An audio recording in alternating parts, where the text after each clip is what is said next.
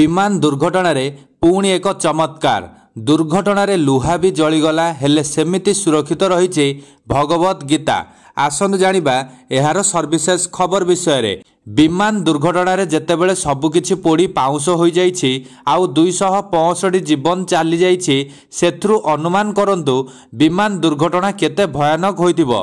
विमान रे थिबा 242 जनक मध्यरु जणे मृत्यु मुखरु बर्ती जिबा केउ चमत्कार ठारू कम नुहे बोली जेतेबेले कुहा जाउछि ठीक सेतिकी बेले आउ एक चमत्कार घटना सामना को आसी जहाँ शुणिले आपण भी आश्चर्य होइजिबे।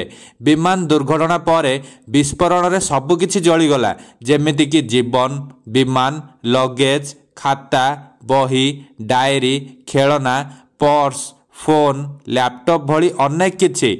एमिति कि नियारे लुहा सुधा भी तरली गला हेले पवित्र भगवत गीतार किछि भी होई नाही।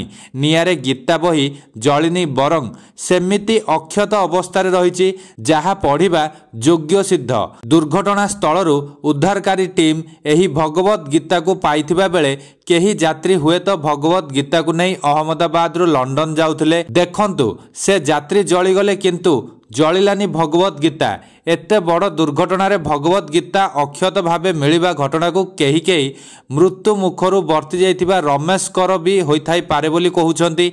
मात्र स्पष्ट होइनी भगवत गीता को केउ यात्री नहीं यात्रा करुथिले हेले एभली नियारू भगवत गीता बर्ती जिबा धार्मिक चेतना को ओ भाववेग को आहुरी मजबूत करिछि।